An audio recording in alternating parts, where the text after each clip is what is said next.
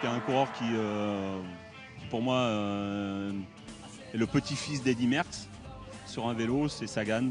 C'est lui qui fait toute la course aujourd'hui. Il est exceptionnel, somptueux.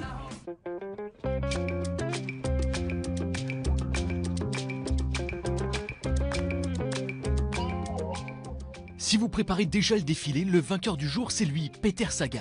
Si vous êtes déjà sur les Champs-Élysées, le maillot jaune, c'est toujours lui, Chris Froome. Le grand bal, c'est pour demain, vous avez tout le temps de vous repoudrer le nez devant le journal du Tour. Carcassonne-Montpellier, c'est 1h30 par autoroute, à peine plus à vélo, surtout quand on a le vent dans le dos. Pas mal vu, le coup de faire briller le drapeau tricolore à la veille du 14 juillet. Ça surprend tout le monde et ça produit son petit effet. Champion de France à Vesoul la veille du Tour, Arthur Vichot fausse compagnie au peloton au kilomètre 3, avec dans sa roue Leo Ward. Et ça marche presque aussi bien que le bal des pompiers. Le duo franco-australien mène la danse une bonne centaine de kilomètres. Sur le Tour, j'étais vraiment dans l'optique d'être équipier pour Thibaut Pinot cette année. Malheureusement pour lui, le classement général s'est envolé, donc maintenant l'équipe a un peu changé de stratégie et puis en se glissant les coups, c'est pas mal aussi. Vichot devant, Pinot derrière. Kilomètre 20, une chute de Pinot dans les vignes, sans doute un hommage masqué à Fred Grapp, son entraîneur. Trêve de plaisanterie, le Vosgien se laisse ensuite surprendre par une cassure à 90 km de l'arrivée. Une bordure d'école signée Fabienne Conchelara, spécialiste en la matière. Et voilà le peloton éparpillé en grappe dans les costières. Le grand bazar, tramontane de sortie, 47 km/h de moyenne sur les routes. Suivre le sens du vent, c'est un métier.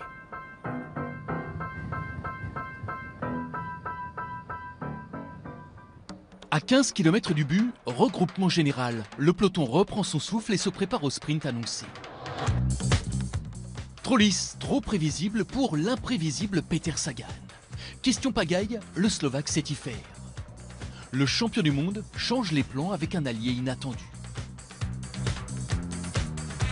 On peut détester Chris Froome, mais on doit reconnaître à l'anglais un sacré sens de la course. Un maillot jaune qui tente, un maillot jaune qui attaque, un maillot jaune qui ose. Si seulement ça pouvait donner des idées aux autres.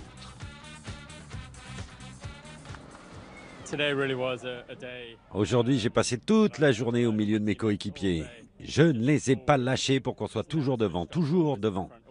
On n'a jamais quitté les premières places. C'est ce qui m'a permis sur la fin de partir avec Peter Sagan. Voir le maillot vert et le maillot jaune main dans la main avec chacun un équipier se disputer la victoire d'étape, un cours de stratégie, une leçon de tactique. Est-ce qu'ils vont laisser gagner Maciej Bognar? Ah oui, peut-être, hein.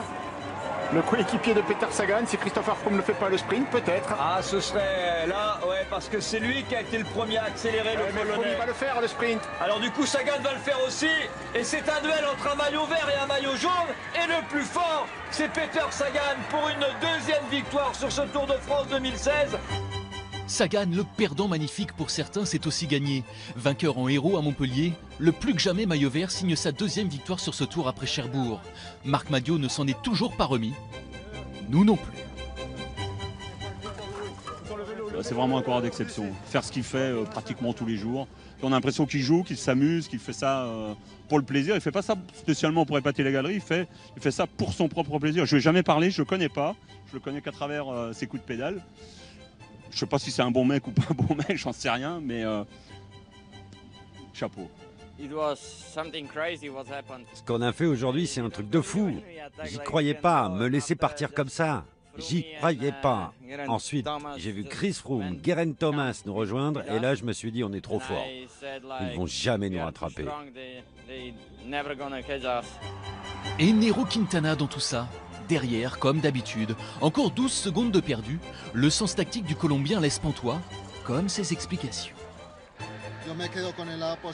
L'aspect positif, c'est que nous ne sommes pas tombés. Le peloton était très nerveux. Parfois, c'est à croire que l'organisation ne pense pas aux coureurs. Ils cherchent le spectacle, mais ils nous mettent dans des situations vraiment dangereuses. Franchement, on risque notre vie dans des étapes pareilles, et tous les jours.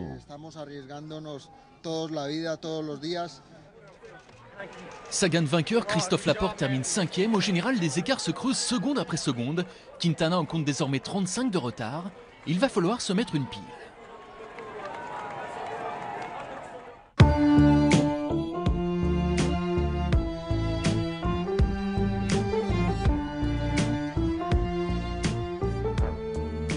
Mais aujourd'hui, le dérivé électrique, c'est vraiment très précis. C'est clac, ça tombe. Encore mieux qu'un changement au guidon où on doit faire un geste. Là, il y a juste une impulsion. C'est au millième de seconde. Oui, millième de seconde. C'est vraiment l'axe qu'on doit avoir, être attractif, moderne, donner envie aux jeunes. Donc pour moi, tout ce qui est avancé technologique, c'est de l'image. Et si c'est une bonne image technique, ce sera mieux que l'image que le cyclisme a véhiculée depuis des années. Ben, ça fera des petits jeunes qui auront envie de faire du vélo. Et ça, c'est notre priorité.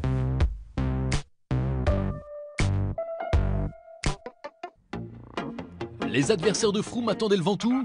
Dommage, l'étape Rennes est escamotée en raison de la météo. Encore une occasion ratée.